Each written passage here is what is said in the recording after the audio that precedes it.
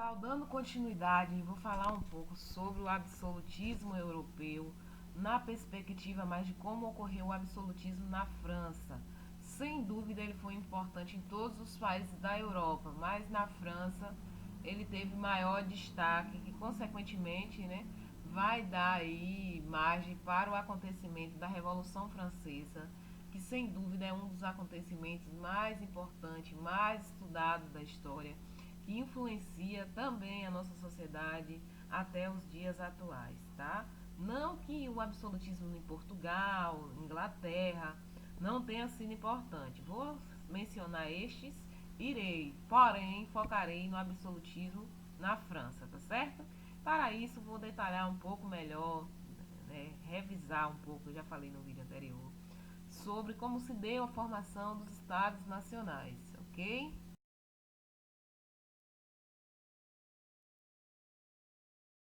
Quando vocês verem Estado Nacional ou Antigo Regime, tem o mesmo significado. E qual é esse significado, né?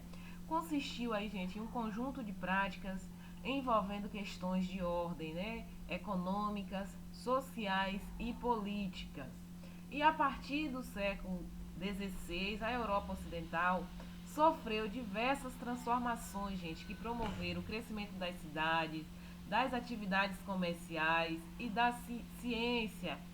Foi aí em meio a essas mudanças que os estados nacionais surgiram, contribuindo para o fortalecimento do poder real e acarretando no desaparecimento gradual da servidão e no declínio do mundo feudal. Antigamente, quer dizer, antigamente não, né, gente?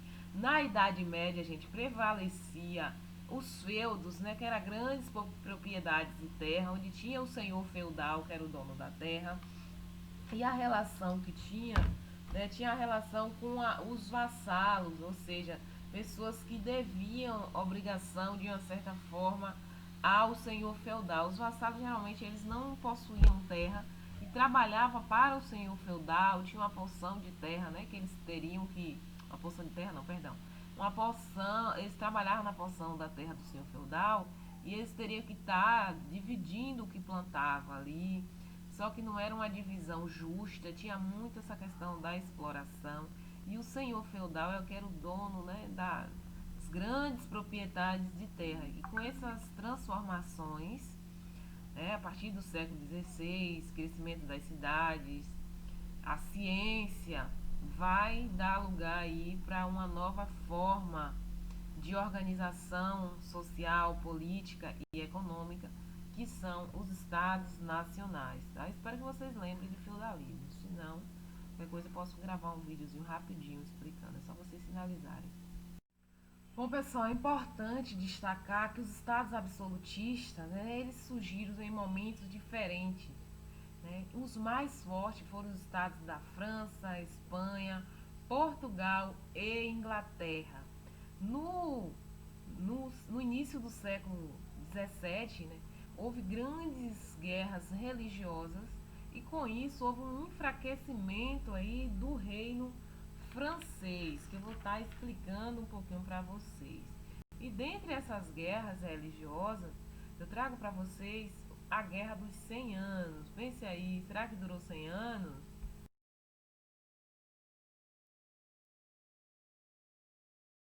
Bom, pessoal, a Guerra dos 100 Anos, foi aí o nome dado para uma série de batalhas entre os franceses e os ingleses, ou seja, entre, a França e a Inglaterra, e ocorreu aí entre os séculos, 14 e 15. E os motivos, gente, foram a sucessão do trono da França, a disputa dos ingleses pela posse do território francês.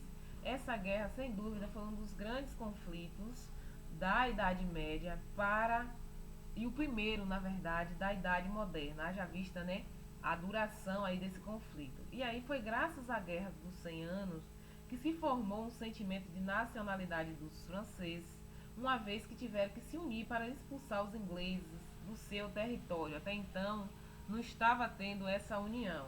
E uma das figuras que mais se destacou nessa guerra foi, gente, a francesa Joana d'Arc, uma camponesa que se transformou em uma grande guerreira e influenciou a história da França, sem dúvida, porque com a vitória da França, né, com uma mulher lutando ali, teve uma influência muito grande, né? Joana d'Arc, gente, é considerada uma heroína na França até os dias atuais. E aí vou trazer um pouco para vocês sobre como era a sociedade francesa no antigo regime.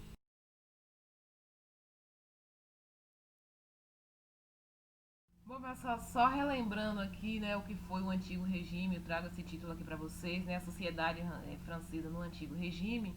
O antigo regime foi um período em que a sociedade europeia se transformou por causa das reformas religiosas, né, das guerras, das revoltas do povo e dos avanços científicos, né?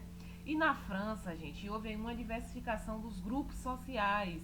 No século XVII, a sociedade francesa estava dividida em primeiro estado, segundo estado e terceiro estado. Vou falar para vocês as características de cada um deles. O primeiro estado, gente, no antigo regime francês, era o grupo social integrado por religiosos, né? Dividido no alto clero e baixo clero. O alto clero, gente, era composto por cardeais, bispos e abedes. Vocês sabem que abede era o líder de um mosteiro, tá certo? Abedes católicos, né? Que deu origem aí, que eram de origem nobres, tá? Eles eram donos das terras e tinham o direito de cobrar imposto do povo. O baixo clero, gente, era formado por padres e monges de origem popular que podiam desfrutar de alguns privilégios, como de não pagar impostos. Vocês estão vendo aí que é uma sociedade fragmentada. Vão analisando quem é que está no topo e vão olhando quem é que está na base, tá? Já o segundo estado, gente, eram os nobres franceses, né? Os príncipes, duques, condes e os barões que formavam aí o segundo estado. Como vocês podem ver nesse período ainda era o clero que estava no topo. O segundo estado, né, era um número menor, mas consumia muito dinheiro do governo e do povo também. Além dessas pessoas também não pagarem impostos. Não sei se você já consegue perceber, mas nesse período aí, quem era mais abastado, né, não pagava imposto. Quem pagava mais eram os mais pobres. Não muito diferente do nosso país hoje, né? Entre o segundo estado, gente, havia uma divisão, né? Havia a nobreza cortesã, que era composta por nobres que viviam no palácio e recebia pensões em dinheiros e cargos administrativos concedidos pelo rei. E a nobreza togada, gente, que compunha aí a burguesia enriquecida, né? Que compravam títulos de nobreza e buscavam ficar próximo do rei. Também havia a nobreza provincial. Quem era a nobreza provincial, gente? Eram os nobres, proprietários de terras, né, do interior, que viviam aí distantes da corte. Eles exploravam o trabalho dos camponeses. Só tinha esperto, né? Agora eu trago para vocês um pouco das características do terceiro estado, gente. O terceiro estado era o maior, né, o maior da camada social francesa. Era composto pelo povo que era obrigado a pagar imposto, ou seja, a maioria sempre normalmente é mais pobre, né? E era obrigado a pagar impostos cobrados pelo rei, pelo clero e pelos nobres, tá? No antigo regime, gente, os integrantes do terceiro estado, como os trabalhadores de Paris, ficaram conhecidos como os sans-culottes, pois eles não vestiam o modelo de calça da nobreza e da alta burguesia, que era chamado de culotte. No livro de vocês, na página 294, né, tem mostrando, né, os sans-culottes, que a calça era mais perto do pé, e os culottes, né, que eram os mais nobres, que a calça estava em cima do joelho. Então, gente, o terceiro estado era formado por uma diversidade de grupos sociais. O terceiro estado compreendia a alta e a pequena burguesia, né? Os camponeses, os trabalhadores urbanos, os comerciantes e os artesãos. A ascensão política, gente, da burguesia, né? A classe burguesa conquistou prestígio político, gente, durante o século XVII. Como é que eles conseguiram isso? Com a crise financeira do período, né? Porque assim, aqueles que mais gastavam, que mais tinham, não pagavam imposto, chegou um determinado momento que entrou em crise. E aí, para se manter, o governo francês, o que é que ele fez? Começou a vender os cargos públicos para conseguir dinheiro para manter os seus luxos. E aí, o que é que ocorreu com isso? Muitos burgueses enriquecidos compraram títulos, né, de duques, condes e barões e assumiram os cargos administrativos que antes eram exclusivos da nobreza. Vocês podem ver que não bastava ter riqueza, né, mas eles queriam também títulos, porque títulos dava status naquela sociedade, né, de a pessoa ser importante. Olha que interessante. Não que hoje não seja muito assim, né? Porque quando você fala que uma pessoa fez pedagogia, as pessoas já olham torto. Mas quando diz que fez medicina, as pessoas dizem, oh. Só que nesse caso não está relacionado necessariamente a diplomas, e sim aos títulos, né? Que era importante naquela época.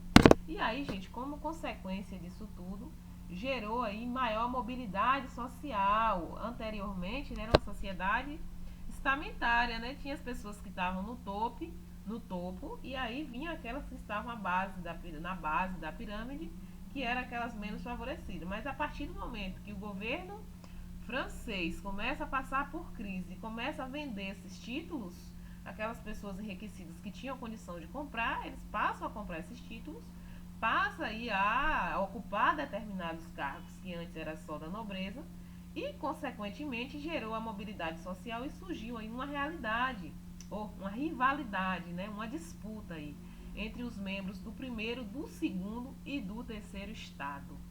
E aí, consequentemente, vocês vão estudar futuramente, né, sobre a Revolução Francesa. Aí a gente vai ver um pouco mais a fundo, né, quando o terceiro estado se revolta, né? Aí vocês vão estudar mais detalhadamente como é que se deu, tudo direitinho, o desfecho dessa história, tá bom?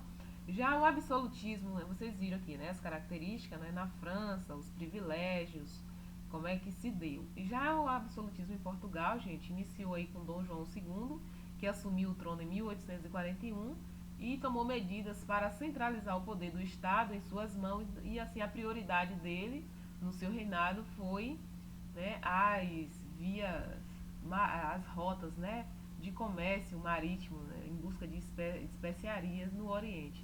E com isso, né, fortaleceu o mercantilismo. A gente já estudou um pouco sobre o mercantilismo no slide anterior, com base aí no comércio de produtos, tá bom? Já o absolutismo na França, na Espanha, na verdade, né, no século XVI, foi a partir do casamento dos reis católicos Isabel I, né, do reino de Castela com Fernando II, do reino de Aragão, que formou o território hoje onde conhecemos como França.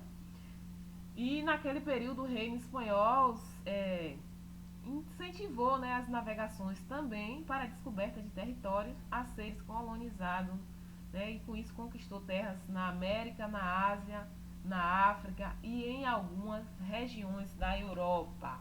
Já o absolutismo na Inglaterra, gente, foi de suma importância também.